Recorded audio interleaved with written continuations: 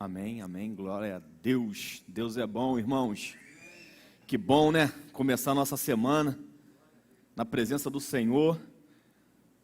Eu sempre me recordo disso, do grande privilégio que eu tenho. Você também. Poder estar na presença do Senhor, irmão. A Bíblia diz que Deus tem cegado o entendimento do incrédulo. Deus não, né? O Deus desse século, Satanás, tem cegado o entendimento deles para que eles não consigam ver a luz do Evangelho. Você e eu, nós temos, dos nossos olhos caíram as escamas, a gente consegue saber, ver, a gente sabe quem Jesus é. Mais do que isso, a gente entregou a nossa vida a Ele, a gente pertence ao reino de Deus, a gente é filho de Deus, a gente está alegre, a gente está aqui hoje, ó, a gente está com saúde. Glaucio acabou de orar aqui agora por essa jovem que está lá na UTI, está lá trancada em casa. Mesmo se ela quisesse, estava impedida, mas cremos na ação de Deus, que ela estará também livre dessa enfermidade. Mas olha você e eu, olha que alegria, olha que privilégio servir ao Senhor.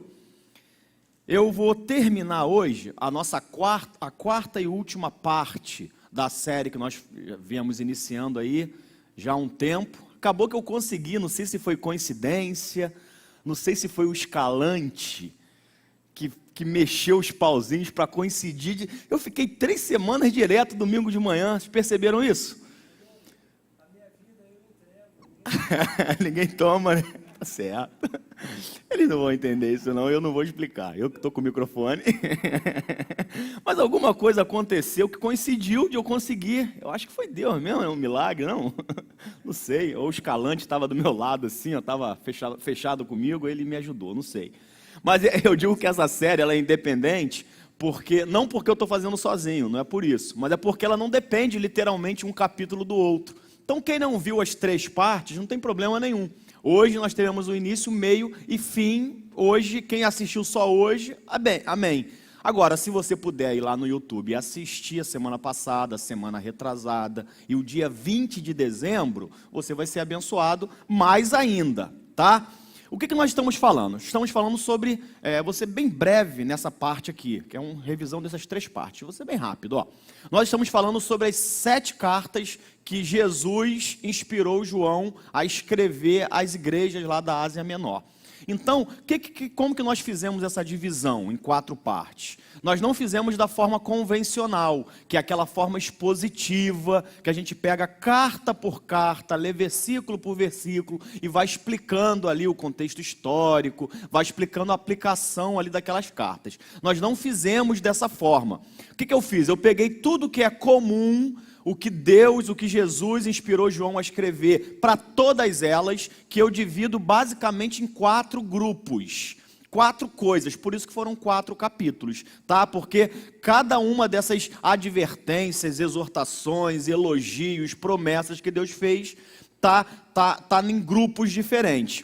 Aí nós vimos, primeiro, que o livro do Apocalipse, que é um livro que eu falei lá na minha primeira série, é um livro que muitos têm um certo medo do livro. Eu lembro que quando eu era adolescente, não sei nem se eu era criança ou se eu era adolescente, que eu estava lendo a Bíblia, eu lembro disso muito forte em mim. Quando eu estava lendo o livro de Apocalipse, que eu quis comentar com algumas pessoas na época da minha família, eu lembro que eu fui estimulado a não ler. Foi dito assim, vai ficar maluco. Eu lembro, gente, como que eu lembro disso?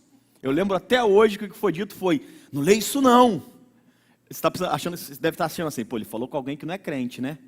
Estou falando com crente, não lê isso não, você vai ficar maluco. Me estimulando a não ler por causa da própria mensagem que o livro de Apocalipse traz. Mas, irmão, ninguém vai ficar maluco em ler a Bíblia, não. Na verdade, é lendo ela, toda ela, de Gênesis a Apocalipse, que nós vamos ficar lúcidos, é diferente. Então, eu lembro que tem esse medo, tem esse preconceito, tem essa coisa do Apocalipse é o fim do mundo. Então, a gente acaba que, pela linguagem que é abordada, a gente fica com esse receio, achando que é um livro difícil, achando que a gente não consegue entender. Mas eu lembrei que Apocalipse 1:1, o que diz? Revelação do Senhor Jesus às igrejas e tal.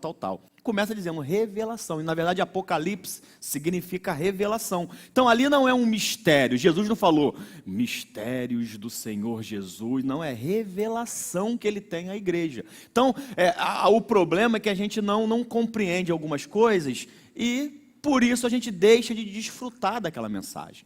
Eu falei ainda que o livro de Apocalipse, como um todo, ele tem uma única mensagem. Então, tudo que eu leio ali, todas aquelas figuras, todas aquelas promessas, todos aqueles juízos, eu tenho que ler com uma mentalidade. Qual a mentalidade? Jesus é vencedor. Essa é a mensagem do livro Apocalipse. A mensagem, se eu fosse resumir o livro inteiro numa única palavra, seria vitória. É disso que ela fala. Ela fala de Jesus vencendo.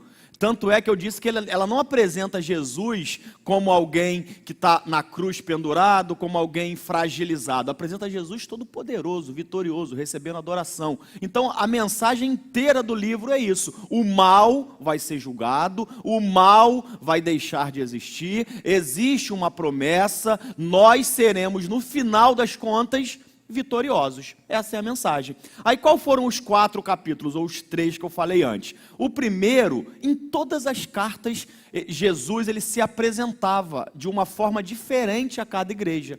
Eu sou aquele que passeia no meio dos candeeiros, eu sou o alfa e o ômega, eu tenho em minhas mãos as 7 estrelas. Então ele começa, eu sou a estrela da manhã. Ele vai se apresentando para aquelas igrejas. Nós vimos nesse primeiro capítulo, o que isso implica diretamente na nossa vida. Foi dos capítulos que eu mais gostei. O tema é Conhecendo Jesus Glorificado. Se você puder ver, lá no dia 20 de dezembro, lá no YouTube está lá a mensagem. Não sei se está com título não, mas é no dia 20 de dezembro.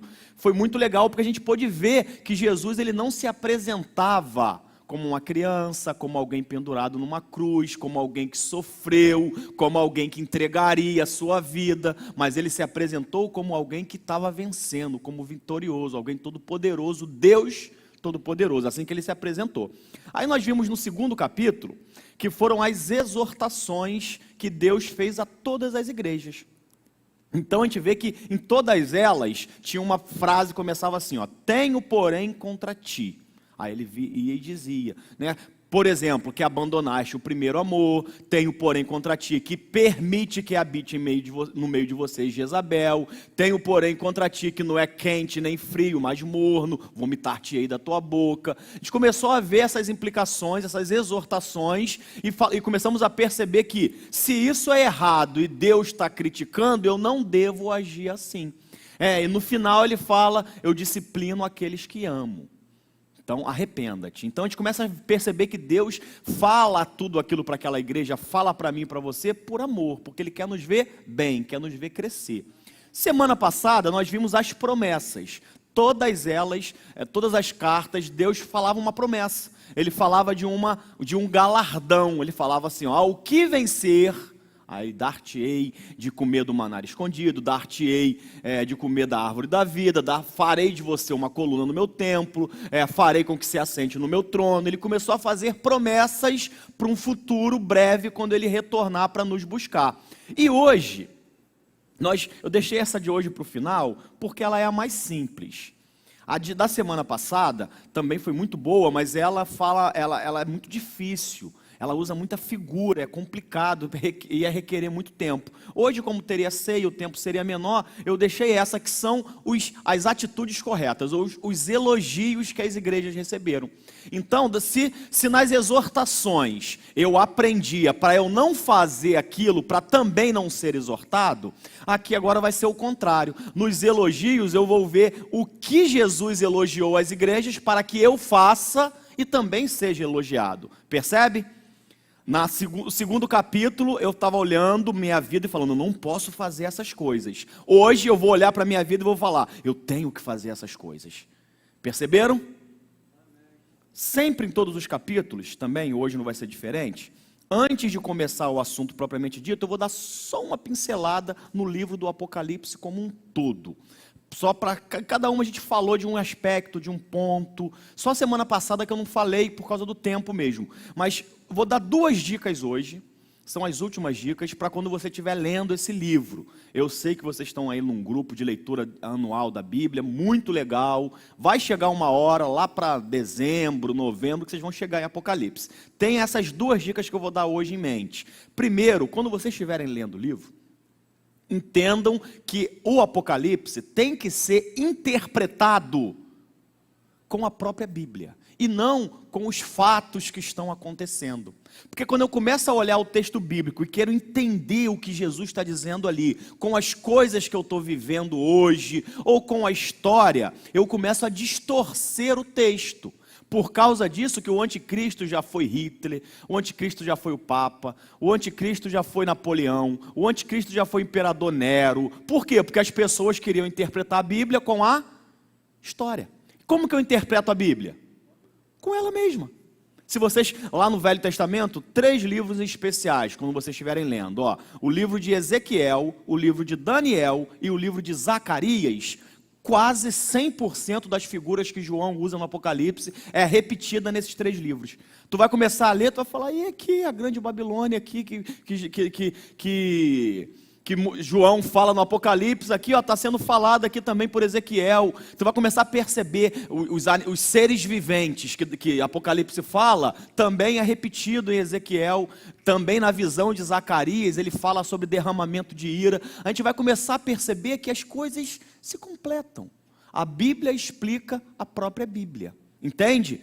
Então, quando eu começo a querer interpretar ela com as coisas que estão acontecendo, eu caio num erro muito grande.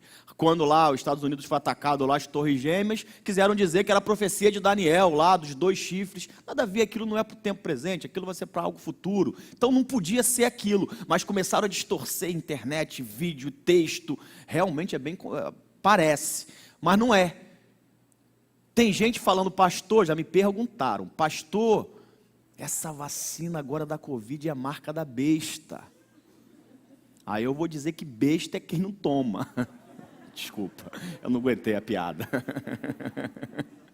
Mas estão dizendo isso, por quê? Porque estão querendo entender as profecias com as coisas que estão acontecendo e falou, não vou tomar, porque senão eu vou ficar fora, é um 666. Aí começa a bagunçar tudo, entendeu, irmão? Então vamos entender a Bíblia com a própria Bíblia, primeira dica. Segunda dica, temos que entender a linguagem do Apocalipse. A Bíblia, propositalmente, Deus queria passar a mensagem, ele passava de linguagens distintas. Eu até escrevi algumas aqui para lembrar. Por exemplo, a Bíblia, ela usou linguagem literária. Ela usou a linguagem poética, temos poesias na Bíblia, salmos, por exemplo, cantares, poesia. Então eu tenho que ler ali sabendo o que é poesia, sabendo que é romantizado, sabendo que na poesia às vezes tem alguns exageros no sentido para enfatizar uma verdade, entendeu? Então tem que ter isso em mente. A gente tem narrativas épicas, nós temos epopeias, né, que é aquele herói nacional, o livro de Juízes, por exemplo, é tudo uma epopeia ali. Nós temos tragédias, nós temos romance, nós temos textos jurídicos, difícil de ler. A galera estava lá chorando lá no grupo lá, porque estava difícil de compreender lá algumas coisas do Pentateuco lá, Levítico. Tem coisas jurídicas ali, difícil. Só louco que gosta de ler isso. Mas a gente lê, porque nós temos, por exemplo, textos proféticos, que é o mais difícil, apocalíptico, né, o livro de Apocalipse, sapiental, né, que fala da sabedoria do cotidiano, como Provérbios, por exemplo. Nós temos biografia, nós temos epístolas, nós temos hinos, músicas, nós temos cânticos escritos. Então, assim, por isso que a gente tem repetições às vezes. Então, eu tenho que ter isso em mente. Então, quando eu estou lendo Apocalipse, eu tenho que saber que ali o autor ele usa muito da linguagem figurativa. Agora, o fato dele usar uma linguagem figurativa não significa que eu não deva interpretar o texto literal. Caramba, agora bagunçou. Não bagunçou não. Olha só, quando Jesus, por exemplo, ia falar uma parábola, que ele queria ensinar verdades espirituais profundas, só que não tem nem palavras para explicar, ele usava parábolas. Ele usava coisas do cotidiano, ele usava uma história, que dentro daquela história ele ensinava uma lição profunda. E sempre ele falava assim, o reino de Deus é semelhante, é como, se parece. Ele está fazendo uma comparação. Então eu sei que o que Jesus está dizendo ali não é literalmente aquilo, mas aquilo é uma comparação com o reino de Deus, para que eu possa entender. Então assim, como que eu vou saber então, pastor, em Apocalipse, o que eu tenho que interpretar literalmente e o que é figurativo? Tudo que fizer sentido, tudo que for lógico, você interpreta literal. E tudo que não fizer muito sentido, tudo que for muito, como é que eu vou chamar? Tudo que for muito louco, entre aspas, é figurativo. Vou dar um exemplo. Quando vocês leem lá em Apocalipse 20, vocês vão ler assim, ó. Satanás será preso por 1000 anos, e ao término de 1000 anos, exatamente assim, ele será solto por mais um período de tempo, a fim de enganar as nações, e depois ele será preso juntamente com a morte e será lançado no lago de fogo e enxofre, aonde já estão a besta e o falso profeta. Esta é a segunda morte. Guarda esse texto, Apocalipse 20.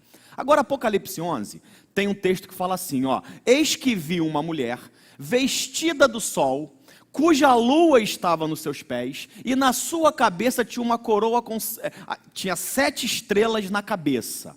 Ela foi para o deserto e lá deu parto a um filho. Tente imaginar Satanás sendo preso por 1000 anos, e depois de 1000 anos ele sendo solto, e depois de um tempo enganando a nação, ele é pego junto com a morte, e é lançado no lago de fogo e enxofre, e nunca mais vai nos atormentar. Imaginaram isso? Agora tenta imaginar uma mulher se vestindo do sol. Tenta imaginar. As mulheres, acho que é mais fácil de imaginar isso, né? Imagina você, mulher, pegando o sol e se vestindo. Imaginou? Imaginou você com 7 estrelas na sua cabeça? Em cima da lua? Qual dos dois textos você acha que é figurativo? Primeiro ou segundo? Figurativo. Segundo, o texto da mulher. Não faz sentido eu me vestir do sol, irmão. A não ser que fosse aquela fantasia do sol, né? Mas não é fantasia, não. Não faz sentido. Agora, eu tenho que interpretar isso literalmente. Isso vai acontecer literalmente, mas não como foi descrito, porque foi descrito de uma forma figurativa. Entende? Agora, o primeiro texto de Satanás sendo preso, é algum absurdo, irmão? Então, aquilo eu interpreto como? Literalmente, vai acontecer exatamente aquilo. Satanás vai ser preso por 1000 anos, não é 1001, não é 999, é 1000. E depois de um tempo ele vai ser solto, ele vai enganar a nação, e depois ele vai ser preso e lançado. Acabou, é aquilo ali exatamente. Então, quando você estiver lendo o texto, é isso. Caramba, isso faz sentido, então vai acontecer exatamente como está aqui. Pô, isso não faz sentido não, isso está estranho. Então, isso é figurativo. Pegaram as dicas? Vamos então para hoje? Abre sua Bíblia comigo, em Apocalipse 2, o verso 2, só a primeira parte. Vamos falar sobre as atitudes corretas, os elogios.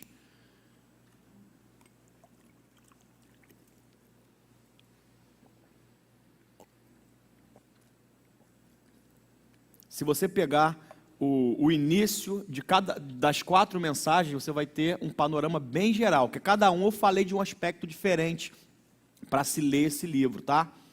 Se você pegar todas elas e juntar, tu vai falar, então tu vai ter uma informação mais completa de como abordar ele. Então diz assim, eu estou lendo na Almeida Corrigida Fiel, conheço as tuas obras. Isso daqui não é uma condenação de Jesus ao dizer isso. Não é eu conheço no sentido eu sei o que você está fazendo de errado, é o contrário. Eu sei o que você está fazendo de bom. Não está passando despercebido nos meus olhos. Mesmo que ninguém esteja vendo, eu sei o que você está fazendo. Deixa eu ler de novo na Nova Almeida Atualizada, ele fala, eu conheço as obras que você realiza. Na versão transformadora fala, sei de tudo o que você fez. Numa versão independente, chamada O Livro, diz, eu conheço as coisas que você tem feito. Na Nova Bíblia Viva, fala, eu sei quantas coisas boas você está fazendo. Mas a que eu mais gosto é da Bíblia de Jerusalém. Ela fala assim, conheço a tua conduta. Ele não usa, a única versão que não usa a palavra obras, ou algo que está sendo feito, mas algo mais do ser do que do fazer. A Bíblia Nova de Jerusalém traduz dessa forma, olha, eu sei a sua conduta, eu sei como você tem se portado, eu sei qual é a sua postura, eu sei o que você tem feito, eu conheço as tuas obras, eu estou vendo o que você está fazendo. Então essa é a mensagem de hoje, é que Deus falando, olha só, faça isso que você está bem. Vamos ver que coisas são essas?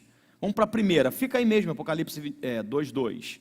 Conheço as tuas obras, aí ele vai e fala, tanto o teu labor, como a tua perseverança. Então o que Deus conhece da igreja de Éfeso? conheço, primeiro, que nada passa despercebido aos olhos dele. Isso que eu tenho que ter em mente. O que eu estou fazendo, a gente fala brincando às vezes, mas não é brincando, até vou me corrigir. A gente fala e vocês nos ouvem achando que estamos falando brincando. Quando a gente fala assim, irmão, não é para mim que vocês estão fazendo. Estão fazendo para o Senhor. A gente fala isso várias vezes. Você está trabalhando aqui, mas não é para mim não. Não é para mim que você está lá recepcionando. Para mim que eu digo pastor, ou líder, ou quem quer que seja, ou a igreja como instituição. Que você está lá recepcionando, que você está aqui filmando, que você está aqui tocando, que você está limpando aqui o banco, que você está limpando o banheiro, que você está limpando o chão, ou que você está indo fazer uma visita, ou que você está... Não é para mim. Não sou eu que vou dizer para você, eu conheço as tuas obras, porque muitas das vezes eu não conheço nada, eu nem sei o que você está fazendo, é para Deus. Jesus, que eu sempre bato nessa tecla, no início que ele se apresenta para João, a João olha ele e vê um homem, né, um ser com olhos como chama de fogo. Então nada passa despercebido daqueles olhos, ele sabe tudo. Jesus está dizendo, eu sou onisciente, que está apresentando a onisciência dele e está dizendo, eu sei exatamente o que você faz, eu conheço as tuas obras, o que nós fazemos é para o Senhor. Então a motivação com que você faz tem que ter isso em mente. Não adianta querer fazer para me mostrar. Eu digo para me mostrar no sentido da liderança ou de mostrar para alguém. Não, eu estou fazendo isso para o Senhor, é para Ele. O apóstolo Paulo vai tão longe nessa declaração, ele vai tão profundo, que ele fala, ele não se limita às coisas da igreja. Porque eu já disse para vocês, Paulo, ele não separa o espiritual do natural. Paulo fala até de comer e beber como sendo algo que possa agradar a Deus. Ele está dizendo, para Paulo não tem diferença. Então ele está falando, quando você estiver trabalhando para o teu patrão, teu emprego secular, seja o que for, seja se você constrói alguma coisa, se você trabalha com faxina, se você trabalha com administração, o que for, ele fala, faça como com quem fazendo para o Senhor.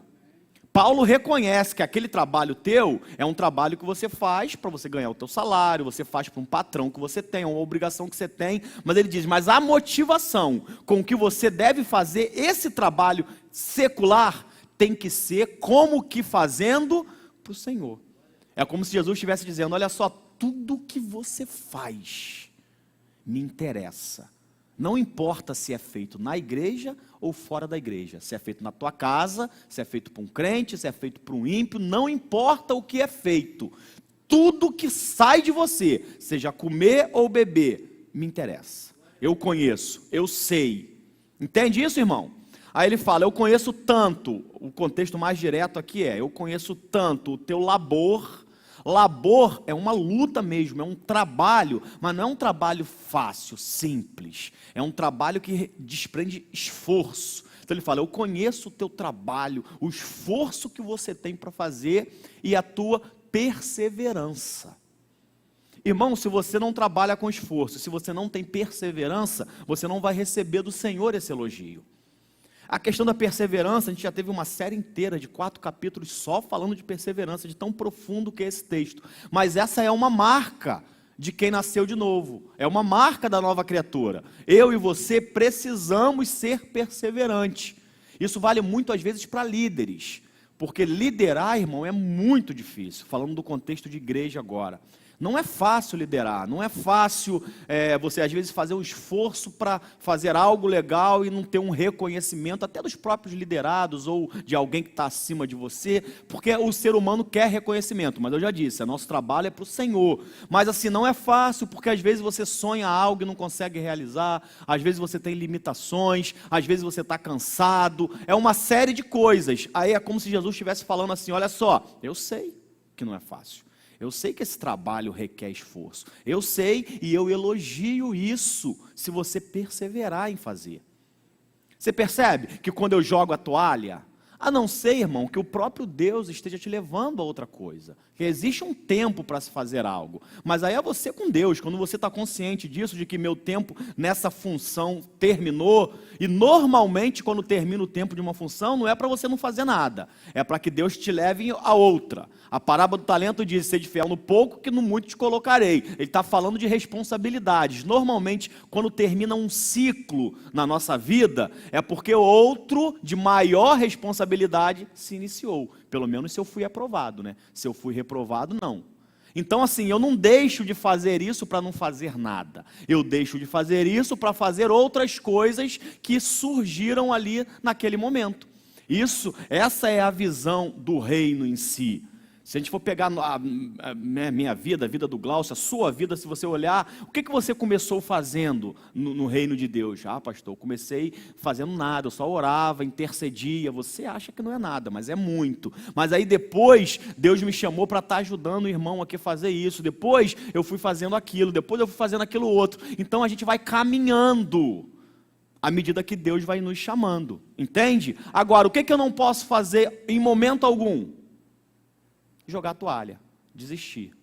Porque ele fala, eu conheço a tua perseverança. Só alguns textos para você ter em mente. Tiago 1 fala assim, ora, a perseverança deve ter uma ação completa. Não adianta eu perseverar no primeiro mês, no segundo, no terceiro. Ela precisa ter uma ação completa, chegar ao fim, para que sejas perfeito e íntegro, em nada deficiente. Se no meio do caminho, irmão, eu já falei isso uma vez, vou repetir, a primeira coisa que eu, Douglas, observo em alguém, não só no contexto de igreja, mas no contexto geral, é a perseverança. Porque se no meio do caminho a pessoa não perseverar, eu vou dizer que está deficiente. Tiago está dizendo, olha só, quer não ser deficiente em nada, persevere, persista, permaneça até o fim. Mateus 10, Jesus fala, serei odiados de todos por causa do meu nome. Aquele, porém, que perseverar até o fim, esse será salvo. Eu acho legal esse texto de Mateus, que a gente acha que isso é uma coisa exclusiva de João em Apocalipse. Ao que vencer, quem chegar ao fim. Jesus já estava dizendo isso antes dele. Na verdade, foi Jesus que inspirou ele a falar em Apocalipse. Então, esse conceito do chegar ao fim não é de Apocalipse, é do próprio Senhor Jesus. E isso requer perseverança. O Rafael, ministrando louvor hoje, falou algumas vezes isso, nós vamos chegar ao fim, nós vamos chegar naquele grande dia, nós vamos ser vencedores. É claro que com a ajuda do Senhor, é claro que com Ele nos fortalecendo. Em Atos, tem um texto legal que fala que assim, todos perseveraram unânimes em oração, com as mulheres, com Marta, com Maria, falando dos discípulos. Eles perseveraram unânimes. Gente, perseverança é algo que custa.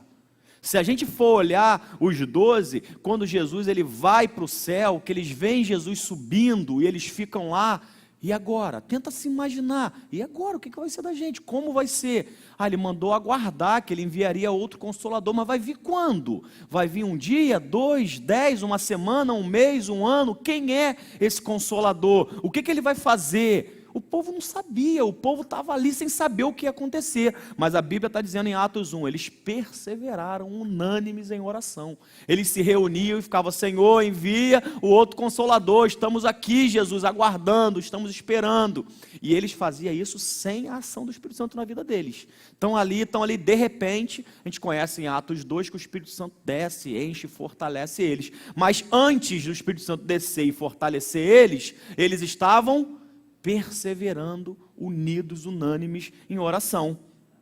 Amém, irmãos? E vários outros aqui, mas o último é de Atos 13, Paulo fala assim, muitos dos judeus e dos prosélitos piedosos seguiram Paulo e Barnabé, e estes, falando-lhes, olha o que Paulo e Barnabé falou para aqueles homens, falou assim, na verdade, os persuadiram a perseverarem na graça de Deus. Então é possível, gente, até a graça de Deus ser abandonada. Embora eu sei que existem ensinamentos que dizem que a graça ela é irresistível, não tem como eu bloquear essa graça de Deus na minha vida, mas aqui Paulo está dizendo, olha só, gente, persuadindo, convencendo, gente, olha só, permaneçam, perseverem, persistam na graça de Deus. Não abandonem a graça de Deus, não deixem a graça de Deus de lado, se agarrem nela, fiquem fixados nela, é mais fácil. Isso que ele está dizendo aqui, perseverar na graça de Deus, até a graça de Deus é possível a gente abandonar. E isso tudo, irmão, depende de mim e de você. Depende da gente essa perseverança. Agora, deixa eu deixar isso muito claro aqui, porque a confusão está nesse ponto que eu vou falar agora. Quando eu digo depende de você, aí você está achando que você é o fortão, é o super-homem. Eu já disse isso. Jesus falou: sem mim nada podeis fazer. Eu digo depende de você, depende de uma ação sua em direção a isso, mas você não vai conseguir sozinho. Você vai precisar da ajuda do Senhor. É Ele que fortalece o cansado, é Ele que dá sabedoria, é Ele que nos ajuda, é Ele que intercede por nós, é Ele que está do nosso lado. Então, é com a ajuda de Jesus, através do Espírito Santo, que a gente consegue perseverar. Entende? Não é da minha força, não sou eu por mim mesmo, não sou eu líder que acho que vou conseguir porque eu sou brabo. Eu vou conseguir porque o Espírito Santo está comigo e Ele me fortalece. Eu falo: Senhor, me ajuda, eu não estou aguentando, eu estou quase abandonando. Aí o Senhor te fortalece, o Senhor te anima, o Senhor te levanta. Tá bom, irmão? Vamos para o próximo. Apocalipse 2:9. Ih, 2:9 não é o próximo não. Ainda é o 2:2 ainda. Eita, esse 2:2 não acaba não. Ele fala: ó, tenho porém contra ti o quê? Conheço as tuas obras, tanto teu labor quanto a tua perseverança. Aí ele fala: é que não podes suportar homens maus. É legal isso aqui, ó. Não pode suportar homens maus. Foi elogiado, porque a igreja não suportava. Tem um texto de Tiago, deixa eu ver se eu acho ele aqui. Quer ver? Aqui, ó. Não é Tiago não, é Salmos. Ele fala assim, ó, Salmo 97:10. Vós que amais o Senhor, detestai o mal. É um texto muito legal. Não basta eu amar o Senhor, eu tenho que odiar. Tem versões que falam assim, mas o crente não odeia. O mal a gente pode odiar. Então é normal que a gente tenha um sentimento de repulsa diante da coisa errada, entendeu? Eu não posso olhar para a coisa errada, eu não posso ouvir uma notícia de que estão roubando, ou uma notícia de que alguém assassinou, ou uma notícia de que alguém fez algo mal, e achar que aquilo é uma coisa normal, e não ficar incomodado com aquilo, não falar: Senhor, isso está errado, muda essa situação, salva esse homem, transforma essa vida, porque eu tenho que detestar o mal. Ele chega a falar um nome aqui no versículo 6, que assim, odeia as obras dos nicolaítas, as quais eu também odeio. Olha o que Jesus está dizendo. Eu estou elogiando vocês porque vocês odeiam as obras dos nicolaítas, obras tais que eu também odeio. Jesus, o Senhor, disse que odeia aquelas obras. Não dá para saber exatamente o que era isso aqui, provavelmente era um homem que eles seguiam lá, mas o contexto mais amplo da igreja, de tudo, é que essas obras dos nicolaítas têm a ver com uma perversão da igreja, mas tem a ver com disseminação de contenda, tem a ver com isso. As obras dos nicolaítas era quase que sendo assim partidário, como foi falado aqui, o Glaucio ministrando da ceia, é mais ou menos aquilo, como se tivesse pessoas no meio querendo fazer divisões. Tenta entender, a melhor forma de entender é essa, querendo fazer divisões na igreja, querendo fazer grupos, querendo disseminar contenda. Eu lembro que Salomão fala que 7 coisas o Senhor, ele usa assim, ó, 6 coisas o Senhor aborrece, Deus não gosta. Mas ele fala, mas a 7ª, ele abomina, a alma do Senhor abomina. Eu vou dizer só qual é a 7ª. Aquele que semeia contenda entre os irmãos.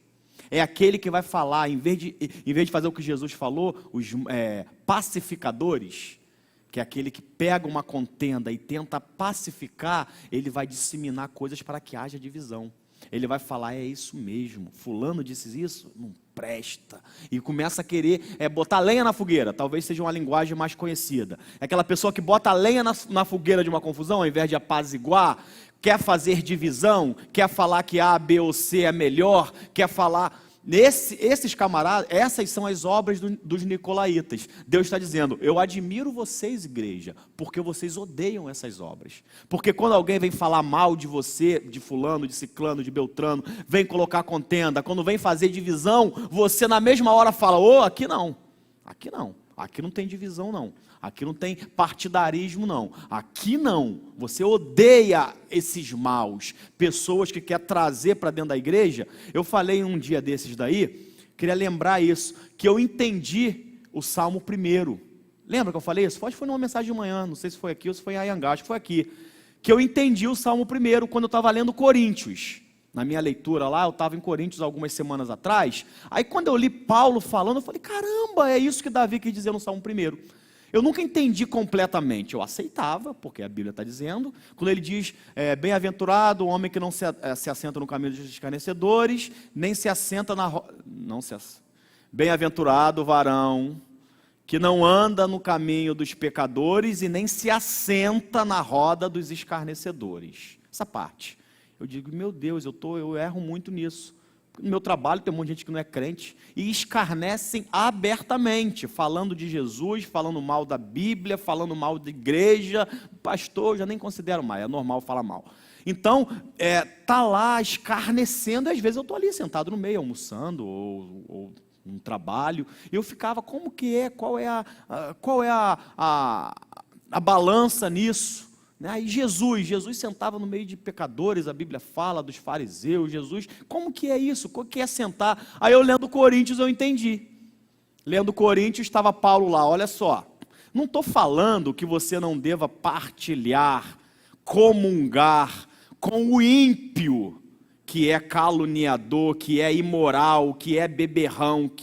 Eu estou falando daqueles que se dizem crentes, e no meio de vocês, são caluniadores, são beberrões, são isso. Quanto a estes, nem sente ao lado, nem tampouco os saudeis. Eu falei, Paulo, Novo Testamento, Paulo não está falando do ímpio, ele ainda fala assim, se eu tivesse que falar isso do ímpio, eu ia ter que falar para tirar vocês do mundo. Paulo usa esse termo, teria que falar para tirar vocês do mundo, porque no ímpio, o ímpio caluniar, irmão, é de se esperar, é normal, o ímpio vai caluniar, você só não vai compartilhar com aquilo, rir daquilo, dizer é isso mesmo, bater palma, tu não vai fazer isso com o ímpio. O problema ali não era com o ímpio, com o teu amigo do trabalho, que calunia, você está almoçando com ele, conversando com ele, saindo com ele, não é com ele. O problema é com aqueles que se dizem crentes, é com quem está aqui. Paulo fala, com esses, não sente do lado. Aí Paulo vai muito radical, ele fala, nem o saudeis. Falei, Paulo, que isso, Novo Testamento, não posso nem saudar. A gente até fez uma declaração no dia, né? Eu não quero ser esses. Eu não serei esse homem, essa pessoa que calunio, que faço isso. Então, assim, é uma advertência muito grande para a gente. É uma advertência para eu não dar espaço para pessoas, às vezes, do nosso meio que quer disseminar essas coisas. Tá, mas vamos continuar. O próximo, versículo 6, já falei, né? É porque hoje eu sabia que ia ser menos tempo. Perceberam que é muito mais light a mensagem de hoje? A da semana passada, comer do maná escondido, ser coluna no templo de Deus, comer da árvore da vida, só coisa simbólica, difícil de entender. A primeira lá que a gente viu de Jesus, difícil a beça também, né? Essa não, só coisa que a gente está acostumado. No versículo 9, 2:9, conheço a tua tribulação. Olha que legal. Deus elogia o povo por estar sendo atribulado, sendo perseguido, sendo caluniado, porque o povo estava lutando ali. Deus fala, eu sei disso, eu estou vendo que vocês estão sendo atribulados, mas mesmo assim, tribulação significa uma pressão que vem de fora. Eu estou vendo o quanto vocês estão sendo pressionados, estou vendo o quanto vocês estão sofrendo. O próprio Senhor Jesus fala, no mundo vocês vão ter aflições, tribulações. Eu não estou dizendo que isso não vai acontecer, mas olha só, uma coisa eu digo para vocês, eu venci o mundo, vocês também vão vencer, vocês não estão sozinhos. O texto que foi iniciado o culto hoje fala disso, em Isaías 43:2, fala, quando passares pelas águas. Eu acho muito legal, ele não fala, se um dia vocês virem a passar pelas águas, se passarem, se acontecer de passar, não, quando dá ideia de tempo, é como se eu estivesse falando assim, está passando agora não? Tá, mas quando você estiver passando, pode ser amanhã, semana que vem, uma hora tu vai passar, quando você passar pelas águas, eu serei contigo, quando pelos rios, eles não te submergerão, quando passares pelo fogo, não te queimarás, quando nem a chama arderá em ti, porque eu sou o Senhor teu Deus, o Santo de Israel, o teu Salvador. Então ele está dizendo, olha só, a tribulação vai vir, os rios vão vir.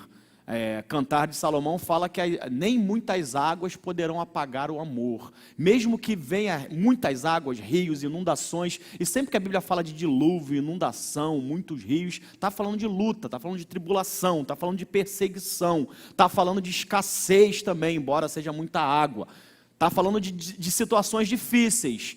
Eu posso encarar o texto imediato, a interpretação imediata não leva para esse caminho, mas eu posso ampliar aqui esse conceito dizendo que o que eu estiver passando na minha vida de dificuldade, por exemplo, estiver encarando uma enfermidade, estiver encarando um desemprego, estiver encarando ali um período de depressão, estiver encarando um momento complicado na minha vida, ele está dizendo, olha só, você não vai estar sozinho, eu vou te ajudar, e quem está falando é o teu Salvador. É aquele que te salva. Ele fala no final aqui do versículo, ó, o Santo de Israel, o teu Salvador. Então assim, é o teu Salvador que está dizendo, eu não vou pedir para alguém te socorrer não, quem está falando isso é a pessoa que vai te socorrer, eu que vou te socorrer, estou te falando, você não está sozinho, o fogo não vai te queimar, você vai passar por ele. Isso que é o mais legal, você vai passar por ele, você não vai dar a volta no fogo, você vai passar por ele, só que ele não vai ter efeito sobre a sua vida. É o que Jesus falou, no mundo vocês vão ter aflições, mas olha só, eu venci essas aflições, eu venci o mundo, e eu sou o teu Salvador, eu vou fazer com que vocês também vençam, entenderam? No 9 ainda, ele falou, eu conheço a tua pobreza, mas tu és rico. Eu acho legal esse negócio da tua pobreza, mas tu és rico, porque o próprio Jesus fala, né, que os pobres de espírito herdarão o reino dos céus. Do pobre, quando fala pobre, a gente já tem um preconceito com essa palavra. Mas se eu entender que essa palavra, até se eu for olhar para o grego lá que traduziu, a questão pobre é quem tem falta, é quem tem necessidade. O pobre é o que está precisando. Entenda nesse contexto, se eu sou pobre é porque eu estou precisando. Então, quando eu digo que eu sou pobre de espírito, é porque espiritualmente eu preciso de mais. Entendem isso?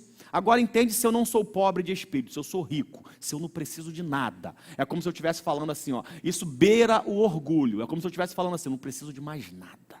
Estou bem. É como os fariseus que Jesus acusou de falarem que não precisavam de médicos, que eram sãos. Jesus fala, já que vocês estão sãos, já que vocês não precisam de nada, então eu não tenho como socorrer vocês. Agora, os pobres, os que precisam, os que buscam, os que pedem, os que querem, esses vão receber. Então, os pobres, ele está falando para a igreja, vocês são pobres. Mas por quê? Porque vocês precisam de mim, e eu me dou a vocês. Os ricos, no contexto espiritual, não precisam de nada, não precisam de Jesus, logo não o terão. Entendem? O pobre de espírito é aquele que precisa de mais para crescer, é aquele que fala, eu preciso de mais, eu preciso de mais, eu preciso de mais, Senhor, mais da tua presença, mais do Senhor, mais do teu espírito, mais da tua força, mais da tua ajuda, mais da tua cura, mais da tua sabedoria, eu preciso mais da tua unção, eu preciso de mais do Senhor. Para esses tem mais. Entendem o que ele quer dizer aqui? Vamos para o penúltimo. Deixa eu ver, esse é muito grande, esse eu só vou ler. Ó, conheço as tuas obras. Aí ele fala, conheço o teu amor, conheço a tua fé, conheço o teu serviço, fala da perseverança de novo, conheço as tuas últimas obras e sei que elas são mais numerosas do que a primeira.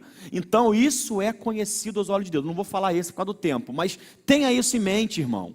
E Jesus está dizendo, eu sei o amor que vocês têm, eu sei a fé que vocês têm, eu sei o serviço que vocês estão fazendo. O que vocês estão fazendo não está passando despercebido. A fé de vocês, o que ele está dizendo aqui, é que a obra, de novo vou bater nessa tecla, não é só o que é feito, mas é o que somos. A fé que eu tenho, que eu desenvolvo, o quanto eu cresço em fé, o quanto eu cresço em amor, o quanto o amor abunda em mim, o quanto eu faço com que esse amor seja derramado pelo meu irmão, esse amor se estenda também para Deus. Isso é visto por Deus, é encarado como obra, e vimos semana passada que essas obras serão recompensadas. Então percebe a ligação da coisa? Percebe que se eu amar, se eu for um homem, uma mulher de fé, se tudo isso que eu fizer está computando como boas obras, e nós fomos chamados para toda boa obra, amém, irmão? Só o texto que eu vou ler de Tiago clássico, eu vou ler rápido, porque esse você conhece, eu quero que você tenha agora essa visão. Olha só o que Tiago 2 fala: de que adianta, meus irmãos, dizerem que tens fé, se não a demonstram por meio das ações ou obras? Acaso esse tipo de fé pode salvar alguém? Esse fé que é só falada? Se um irmão ou uma irmã necessitar de alimento ou de roupa, e vocês disserem, até logo, e tenha um bom dia, aqueça-se e coma bem, mas não lhe derem alimento nem roupa, em que isso os ajuda? Como veem, a fé em si mesma, a menos que produza boas obras, está morta. Mas alguém pode argumentar, uns têm fé, outros têm obras. Mostre-me a tua fé sem as obras, e eu te mostrarei as minhas obras pela minha fé. Então Tiago está dizendo, olha só, essa fé que foi elogiado lá da igreja, que Jesus elogiou, é uma fé ativa. Não é uma fé passiva que diz eu creio, mas é uma fé que fala, porque eu creio, eu vou caminhar, eu vou fazer. Porque eu creio, toma. Porque eu creio, eu sei que Deus vai fazer um milagre, vamos dividir aqui e vai dar tudo certo. Porque eu creio, eu te perdoo. Por causa da fé que tenho, eu vou fazer isso. E não o contrário. Isso é mostrar a fé através das obras, entendeu? Então essa é a fé que a gente tem que ter, é uma fé ativa, é um amor ativo, é um amor como Coríntios descreve lá, Paulo descreve em Coríntios 13, um amor que tudo suporta. Está suportando isso do teu irmão? Porque eu tenho amor por ele, um amor de Deus foi derramado no meu coração, o amor tudo crê, o amor tudo espera. O amor tudo sofre, tudo crê, tudo espera, não se ufana, o amor não se ensoberbece, não se orgulha, não busca os seus próprios interesses, o amor nunca acaba. Então tem que ter isso em mente, tá? Vamos para o próximo. Sem contar que o amor, a fé, são frutos do Espírito, né, irmão? Não preciso nem falar, né? Engraçado que Gálatas 5, Paulo começa dos frutos, ele começa pelo amor. É como se o amor fosse a base para todos os outros. É como se fosse assim, ó, o primeiro tem que ser o amor. Porque se eu tirar o amor daqui, todos os outros frutos caem. Fé sem amor não tem valor nenhum.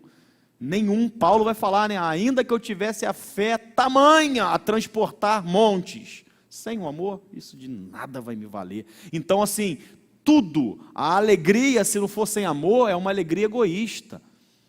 A paz, mas uma paz é uma paz aparente, momentânea, é uma paz falsa, eu posso dizer, se for uma paz que não esteja baseada no amor. Então tudo se baseia no amor, e também a fé é um fruto do Espírito. Então tudo isso que Jesus elogiou aquela igreja, ele está falando, isso que eu estou falando não vai ser um esforço puramente seu, mas vai ser algo que o Espírito Santo vai implantar na sua vida. Para acabar, vou chamar os músicos aqui.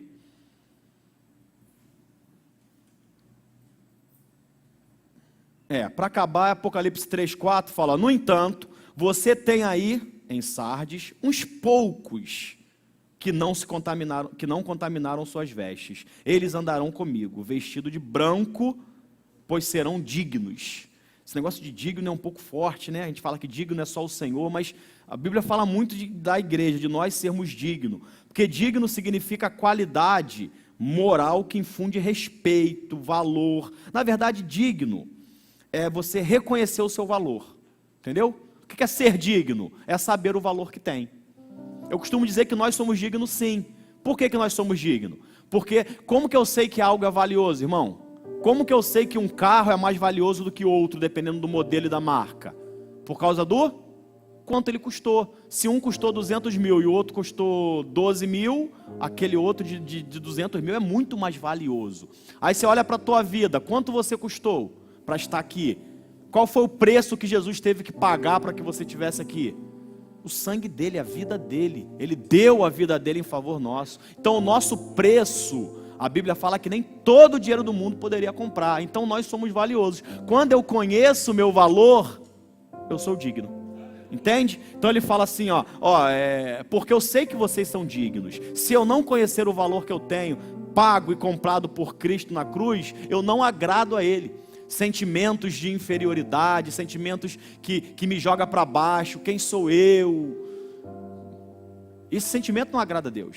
Pelo contrário, vamos ser exortados por isso. Ele nos elogia quando a gente entende: eu sou o filho dele, ele me ama, ele pagou um alto preço por mim, ele quer um relacionamento comigo, ele não quer que eu viva errando, porque ele quer estar do meu lado. Eu tenho valor para o meu Deus, isso agrada a ele. E o último,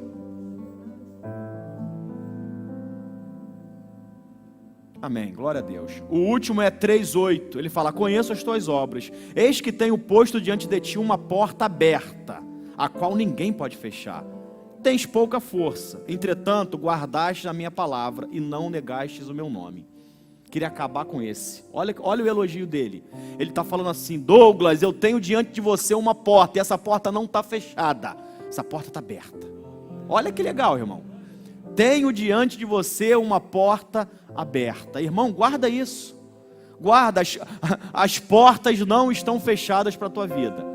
Já falei isso inúmeras vezes. Vivemos em 2 reinos. Esse é o material, físico, e temos um reino espiritual. Aqui Jesus está falando do reino espiritual. Embora aqui no físico você esteja dizendo: pastor, está tudo fechado.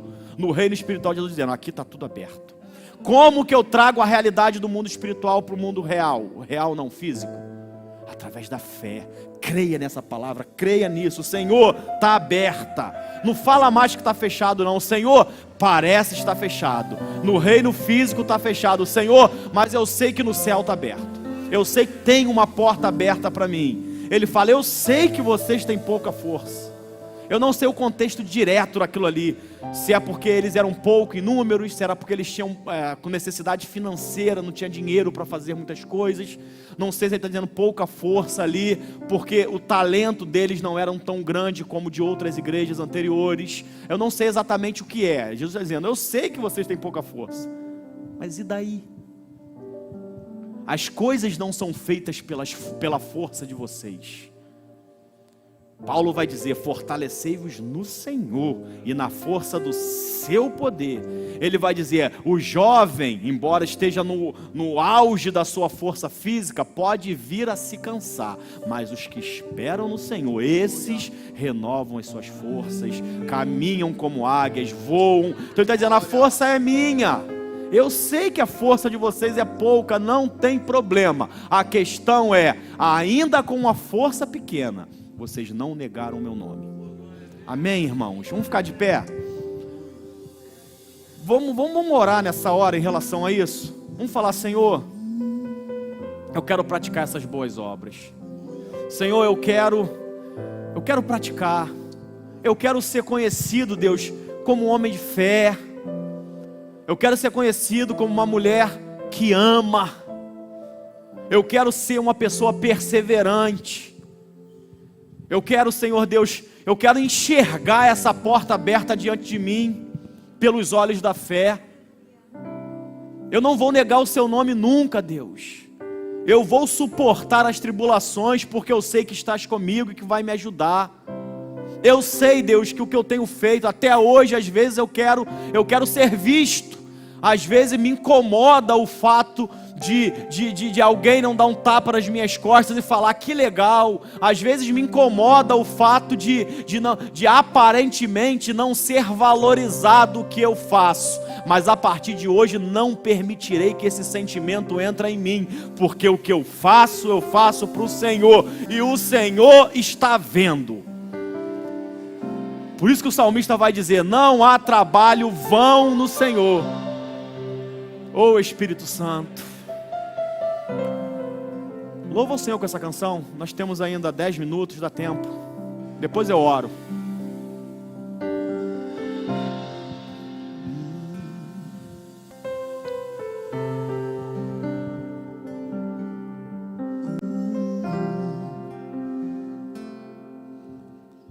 O Rei dos Reis consagro tudo o que sou.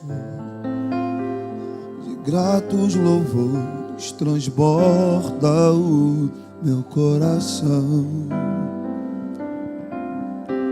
A minha vida eu entrego nas tuas mãos, meu Senhor, e pra te exaltar com todo meu amor. Eu te louvarei conforme a tua justiça e cantarei louvores, pois tu és altíssimo. Celebrarei a ti, ó Deus, com meu viver. Cantarei, contarei as tuas obras, pois por suas mãos foram criados terra, céu e mar e todo ser que nele há. Toda a terra celebra a ti com cânticos de júbilo, pois tu és o Deus que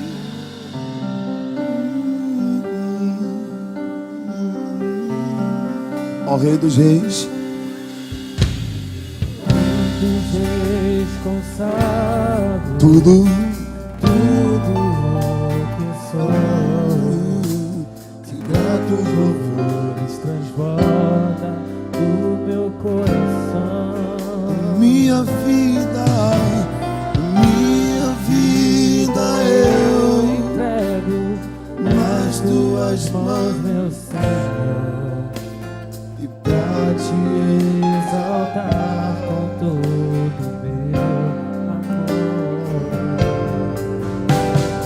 eu te louvarei conforme a tua justiça. Cantarei louvores, pois tu és. Você pode levantar as mãos e dizer isso? Celebrarei a ti, ó Deus, com meu viver. cantarei, contarei as suas, pois por suas mãos Foram criados terra, céu e mar e todo ser. tire de dentro do teu coração, querido. Isso, isso. Diga, diga, diga, diga. Toda terra celebra a ti, Com cânticos de júbilo, pois tu és o Deus que Toda terra celebra a ti, com cântico de júbilo. pois tu és o Deus Criador.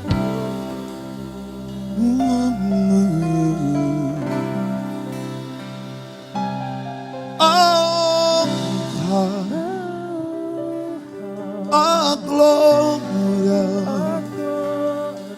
a força e poder. A ti a honra e a glória, poder e majestade. Lançamos as nossas coroas aos teus pés. A honra, a glória,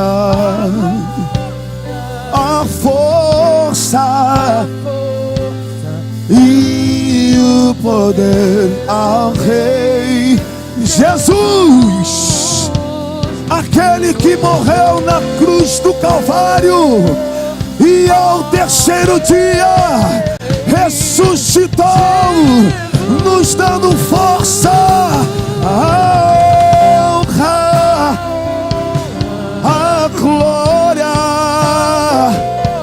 a força e o poder ao Rei Jesus, Jesus, Jesus.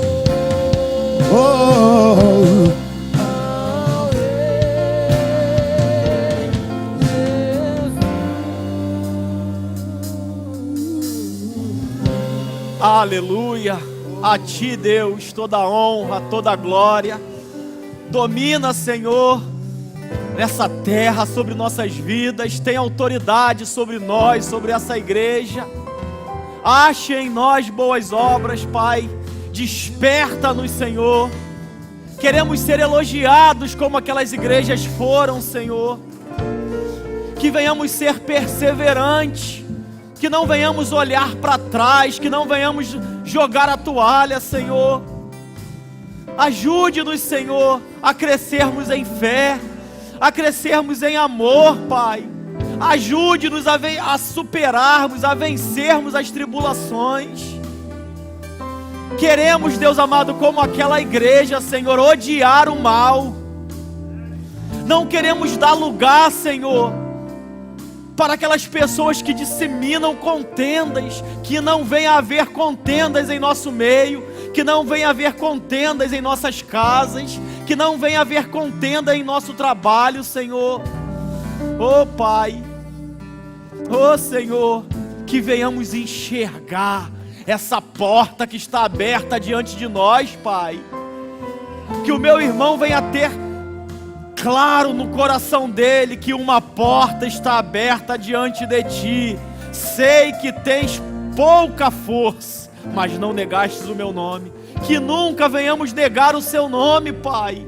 Pelo contrário, que venhamos confessá-lo diante dos homens. Oh Deus, a nossa vida é para Te agradar. Esse é o desejo e propósito do nosso coração, Deus, Te agradar. Em nome de Jesus, em nome de Jesus, aleluia. Irmão, deixa eu te dar alguns avisos, senta aí. Acaba que a oração que... A gente já discutiu uma vez isso, né? Vocês que estiveram conosco até agora, que Deus te abençoe. À noite teremos daqui às 18 horas um culto abençoado, que eu nem vou te falar o que vai ter nesse culto, porque as inscrições já estão fechadas. Mas que Deus te abençoe e assista aí se você não puder estar conosco presencialmente, na transmissão ao vivo, tá? Que Deus te abençoe.